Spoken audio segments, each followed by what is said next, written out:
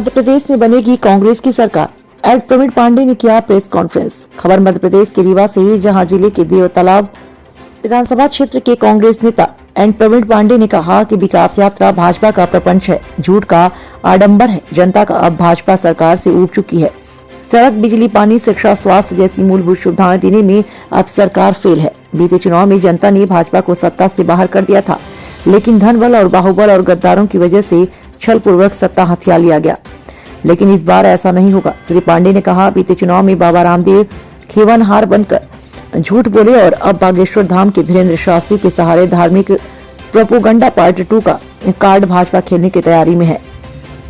लेकिन जनता सब कुछ समझ चुकी है और 2023 में इस बार कमलनाथ के नेतृत्व में कांग्रेस की पूर्ण बहुमत की सरकार बनेगी। उस द्विवेदी की गांव को मैं आदर्श गांव बनाऊंगा। एक प्रधानमंत्री का वक्तव्य एक सिंगल गांव नहीं बना पाए, क्या करेंगे? इनका तो सिर्फ काम है लड़ाओ, फूट डालो, कभी जातिगत, कभी धर्म के नाम पर, कभी कुछ के नाम पर, क्योंकि जनता की भावनाओं को समझते हैं। निर्मल बाबा का नाम आप लोगों ने सुना होगा। निर्मल बाबा के भी भक्त हो गए थे। तो हमारा जो देश है बड़ा भावुक और बड़ा भावनाओं।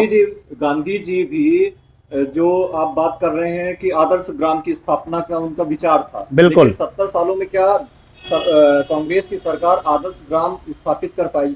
क्या बात करते हैं आप? हमने तो हर क्षेत्र में काम किया।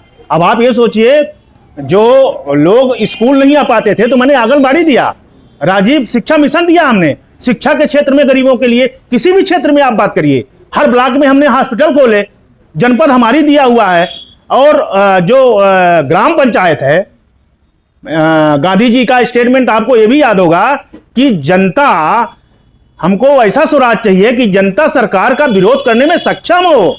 तो राजीव गांधी जी ने पंचायती राज की स्थापना की कि हम सत्ता का विकेंद्रीकरण चाहते हैं। सत्ता एक व्यक्ति के हाथ में ना हो, सत्ता हर व्यक्ति के हाथ में हो, इसीलिए हमने पंचायती राज बनाए। लेकिन 20 वर्ष से जब से भाजपा आई तो पंचायतों में भी दबाव बनाया जाने लगा, सरपंच के ऊपर, सेक्रेटरी के ऊपर, और इस प्रकार से एक ठेका दे दिया जाने लगा कि इतना पैसा मंथली पहुंचाना है। तो इस प्रकार से बिल्कुल तबाही के अलावा कुछ नहीं है। हमारी विचारधारा भाजपा में बहुत जमीन आसमान का अंतर है। गंगेर जनपद पंचायत के अध्यक्ष और जनपद सदस्य सरपंचों के ऊपर लगभग 200 लोगों के ऊपर मुकदमा इसलिए दर्ज हुआ है कि विकास यात्रा में विरोध किए थे, शामिल नहीं किए। तो क्या आप मानते हैं कि भाजपा ने गलत किया है? ये बड़े दुर्भाग्य की बात है। लोकतांत्रिक देश में विपक्ष को दबाना और जो विरोध कर रहे हैं उनके ऊपर फर्जी मुकदमे रजिस्टर कराना, ये बड़े दुर्भाग्य की बात है और मैं बहुत निंदा करता हूं। ये लोकतांत्रिक देश में ऐसा कभी नहीं होना चाहिए। अब खासकर रीवा में और हमारे देव तालाब विधानसभा के भी हमारे कुछ भाइयों के ऊपर भी फर्जी मुकदमे रजिस्टर्ड हुए हैं। हम अभी जा करके और आवेदन लगाएंगे किस प्रकार से क्या है, इसके लिए हम विरोध करेंगे। जनपद अध्यक्ष के पति के ऊपर मुकदमे लगे हैं। जी हाँ। आपको डर नहीं लग रहा है कि आप विकास यात्रा को विनाश यात्रा बता रहे हैं तो आपके ऊपर भी मुकदमे दर्ज हो सकते हैं? देखिए, ऐसा है कि मैं तो भगवान ने, कुछ बजरंगबली की कृपा है, जिसकी कृपा हो भगवान भोलेनाथ माँ अष्टभुजा की, कि डर की जहां बात है तो डर तो अब समर्पित हो गया पूरा जीवन देवतला विधानसभा के लिए। मेरा काम खत्म, बच्चे लोग सब अपना स्टेब्लिश, अब तो जेल में भी रहेंगे तो कोई दिक्कत नहीं है। कल मुख्यमंत्री रीवा आए हुए थे प्रवास में और एक आंगनबाड़ी कार्यकर्ता शिवराज सिंह चौहान बोलते हैं कि हम पूरे मध्य प्रदेश के मामा हैं। किस किस के मामा है मुझे नहीं पता। तो महिला जो थी वो आंगनबाड़ी कार्यकर्ता थी और वो अपने मामा से मिलने के लिए काफ़ी छटपटा रही थी। पुलिस के घेरे में थी, चिल्लाती रही, उस महिला को मिलने नहीं दिया। इस पर आपका क्या कहना है? जो वर्तमान में सरकार है, तो पिछली बार जब सरकार ये आई तो रामदेव बाबा इनका काम किया, इस बार धीरेन्द्र शास्त्री कर रहे हैं। जी हाँ, बिल्कुल बिल्कुल बिल्कुल, ऐसा मेरा मन बोलता है, क्योंकि बाबा रामदेव आकर के उनसे मुलाकात किए और मुलाकात करने के बाद ये सब योजनाएं बनी और होना जाना कुछ नहीं है। देखिए, मैं एक अधिवक्ता हूं, कानून हमको मालूम है। हमारा देश लोकतांत्रिक देश है, संविधान से चलता है देश। अब कौन किस प्रकार से ये कौन सा बनाएंगे? पुलवामा हमले का हिंदू राष्ट्र बनाएंगे? गबलान घाटी का बनाएंगे हिंदू राष्ट्र? दो साधुओं की हत्या हो गई, इस प्रकार से हिंदू राष्ट्र बनाएंगे? हमारे किसान जो आंदोलित थे, 1000 किसान मर गए, ऐसा हिंदू राष्ट्र बनाएंगे ये? तो हमारा देश कानून से चलता है। कानून को सशक्त किया जाए, मजबूत किया जाए, पुलिस व्यवस्था को मजबूत किया जाए, तब देश में शांति होगी। अन्यथा ये हिंदू मुस्लिम और धर्म के नाम पर जो राजनीति होगी तो जनता परेशान होगी, तबाह होगी। बेरोजगारी, अराजकता, महंगाई, ये सब बढ़ती रहेगी और ये इसी प्रकार से रामदेव और बाबा बागेश्वर जैसे लोग आते जाते होंगे और जनता गुमराह होती रहेगी। बीजेपी से प्रभावित है बागेश्वर धाम या फिर बागेश्वर धाम से बीजेपी प्रभावित है? किसका प्रभाव? देखिए ऐसा है कि जब कोई पब्लिसिटी होती है तो भाजपा तो कैप्चर कर लेती है। आपका मतलब है कि भाजपा हर बार चुनाव जीतने के लिए बाबा अथवा धर्म का सहारा लेती है? जी हाँ, बिल्कुल बिल्कुल, धर्म के सहारे से पब्लिक को गुमराह करती है। आज तक आप लोग बताइए, आप लोग पत्रकार हैं, कि हिंदुओं के लिए भाजपा ने क्या किया? ठीक है, आपने देखा होगा कि वो तो बोलते हैं कि सुब्रमण्यम स्वामी जी ने इतना कह दिया कि मंदिर तो रीट पिटीशन से सुप्रीम कोर्ट ने बनाया, आदेश दिया। सुब्रमण्यम स्वामी जी को आप नहीं देख रहे होंगे किसी पत्रकार वार्ता में, कभी कोई लाइट में आए, उनको मना कर दिया गया कि कोई समाचार चैनल उनका स्टेटमेंट ना ले। तो जब देश में यह हाल है कि अपने ही पार्टी के लोगों को बंद कर दिया जाता है, मुंह बंद कर दिया जाता है, तो भय भोग भ्रष्टाचार की सरकार है और जनता भी भयभीत है, भूखी है और भ्रष्टाचार चरम पर है, सबको जानते हैं। पूर्व की कांग्रेस सरकारों पर भी आरोप लगा है कि वो भी भ्रष्टाचार में संलिप्त रहते थे, उस पर आप क्या कहेंगे? देखिए, कांग्रेस सरकार के ऊपर भ्रष्टाचार का तो कहीं कोई नाम मात्र नहीं। आज तो हमारा प्रदेश कर्ज में डूबा हुआ है, कर्ज लेकर के प्रदेश चला रहे हैं। ऐसा कोई भी कुछ साबित करके बताएंगे कि पूर्व में 20 वर्ष हो गए इनको सत्ता में, 18 वर्ष हो गए पूरे सत्ता में, 18 वर्ष में इन्होंने क्या किया? कुछ भी नहीं किया इन्होंने, सिर्फ जनता तबाह है।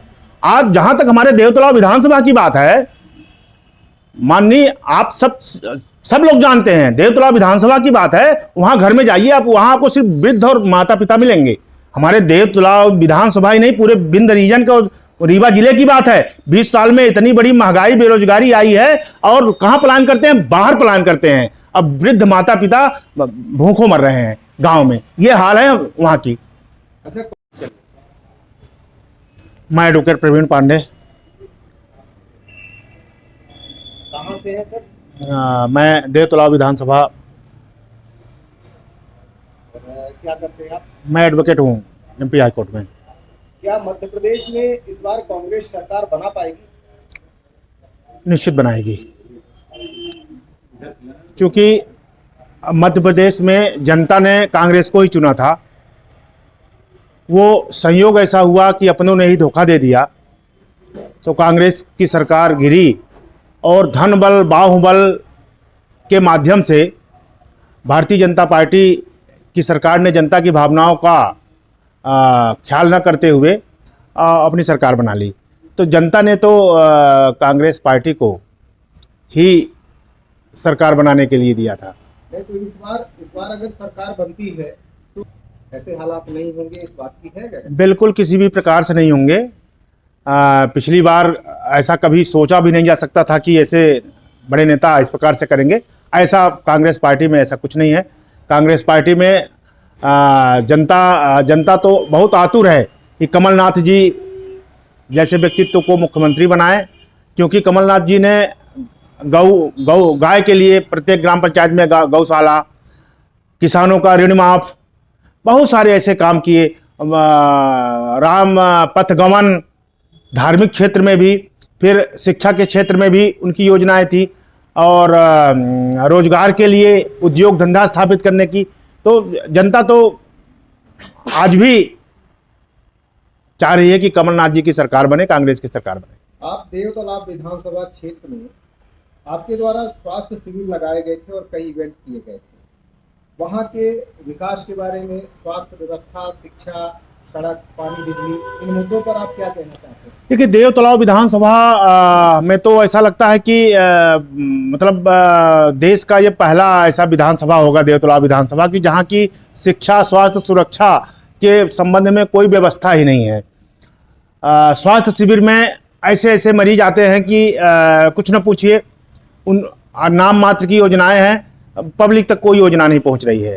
तो देवतलाव विधानसभा में एक हॉस्पिटल है नईगढ़ी, वो सिविल हॉस्पिटल बन जाए, बेड संख्या बन जाए, हॉस्पिटल में डॉक्टर्स नहीं है, डॉक्टरों की संख्या बढ़ जाए तो कुछ सुविधा हो सकती है।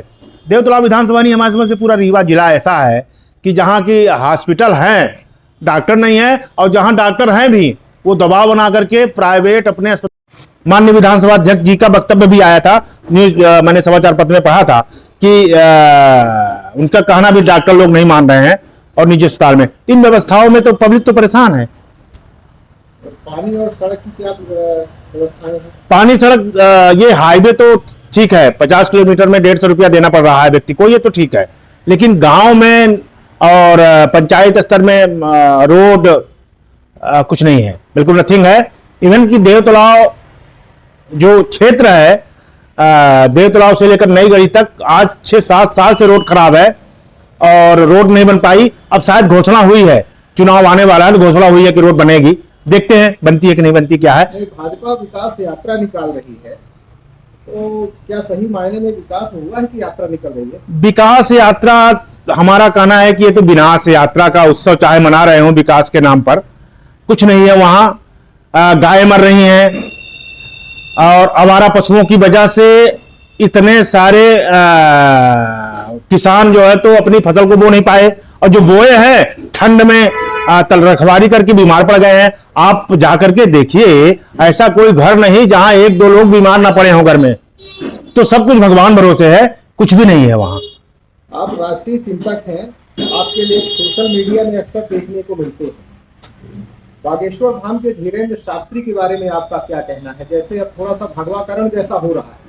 देखिए, धीरेन्द्र शास्त्री जी का मैं सम्मान करता हूं और उनको मैं आप सबके माध्यम से मेरा प्रणाम वहां तक पहुंचाया जाए। रही बात धीरेन्द्र शास्त्री जी जो अभी कुछ घोषणाएं कर रहे हैं, तो ऐसा लगता है कि बाबा रामदेव पार्ट 1 थे और धीरेन्द्र शास्त्री जी पार्ट 2 का काम करने जा रहे हैं, क्योंकि बाबा रामदेव ने भी घोषणा किया 30 रुपए लीटर पेट्रोल और घर के खाते में 15 लाख रुपए। क्या कि साधु महात्माओं पर लोगों की आस्था होती है और लोगों का विश्वास होता है, वही पार्ट 1 की वजह से जनता गुमराह हुई, शायद पार्ट 2 की तैयारी है। मैं यही कहूंगा, मैं निवेदन करूंगा बाबा बागेश्वर जी से कि राजनीति के उसमें ना आए, और अगर कुछ करना ही है उनको तो 2024 का चुनाव हो जाने दें, इसके बाद कुछ करें। दुर्भाग्य की बात थी युवाओं के लिए, आज भी युवा परेशान है, कई ने तो आत्महत्या कर ली। इसमें तो देखिए हर जनता की आवाज होगी, जो कुछ नहीं समझता कि शिवराज सिंह चौहान जी ने ये मानवता का काम नहीं किया, और एक ऐसे बड़े पद पर बैठ करके एक पीड़िता का न सुनना, ये तो मानवता के भी खिलाफ है। राजनीति की तो बात ही अलग है। आपका कहना है कि भाजपा सरकार जो उनके विकास के बारे में पूछता है और जानता उनका विरोध करता है, तो उनके ऊपर FIR लगाती है, इस पर आपका क्या कहना है?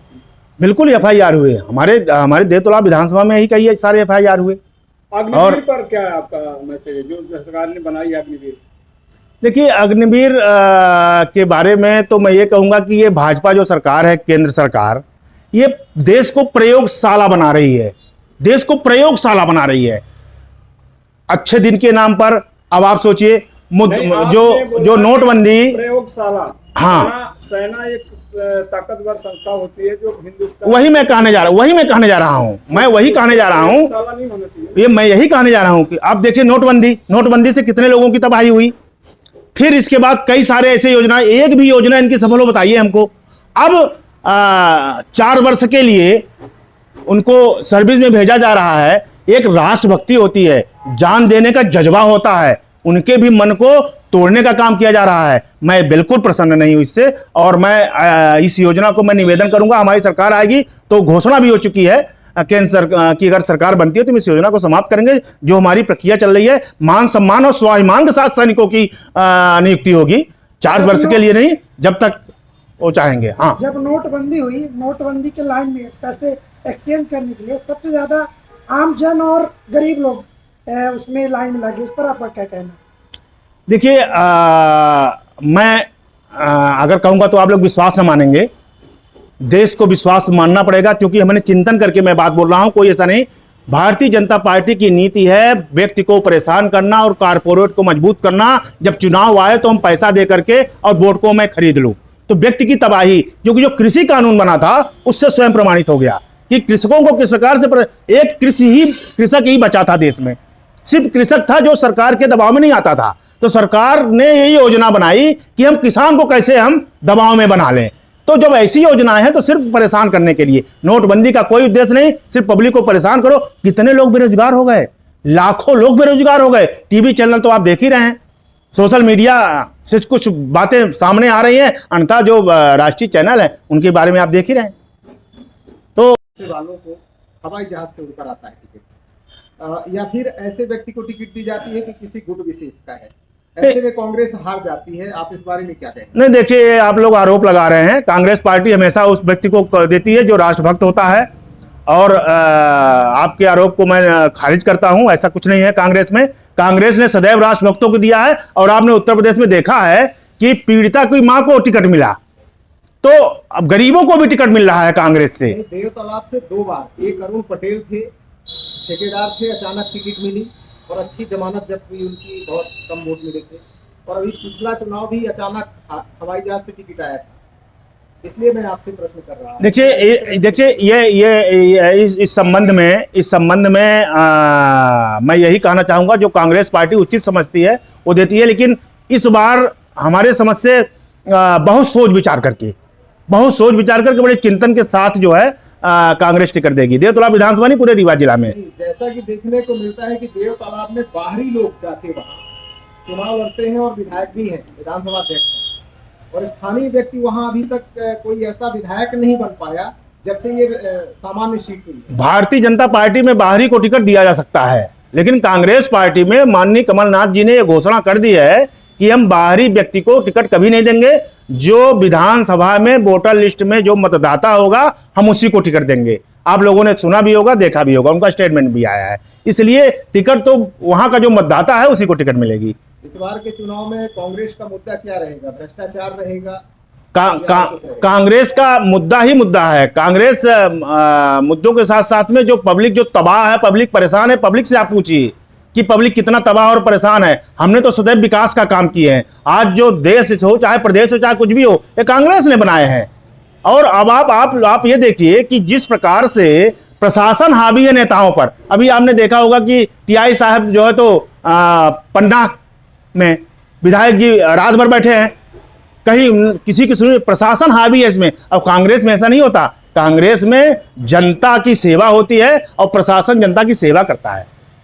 आपका इसका मतलब कहना है कि भाजपा चुनाव जीतने के लिए प्रशासन या कलेक्टर का भी सहारा लेती है? बिल्कुल बिल्कुल बिल्कुल बिल्कुल लेती है सहारा, बिल्कुल सहारा लेती है। प्रशासनिक सहारे से ही चुनाव जीतती है, और कुछ ना कुछ रूमर फैला करके, काम करके नहीं, विकास करके नहीं, रूमर फैला करके भाजपा चुनाव जीतती है। क्या वजह मानते हैं कि 70 साल के बनाए गए गढ़ को जो कांग्रेस ने बनाया था उसे ढहा दिया भाजपा सरकार ने, और एक तरफी जीत, और केंद्र में आज भाजपा की सरकार है? देखिए, उसका रीजन यह है कि जनता को गुमराह किया गया। मैंने आपसे बोला ना कि बाबा रामदेव, भगवा कोई पहन लिया है तो हमारा हिंदू बड़ा भावुक होता है कि वो मानता है कि ये सत्य ही बोलेंगे। तो बाबा रामदेव का प्रचार, फिर मोदी जी का प्रचार। अब आपसे मैं प्रश्न करता हूं, हमारा भी प्रश्न, और आप लोग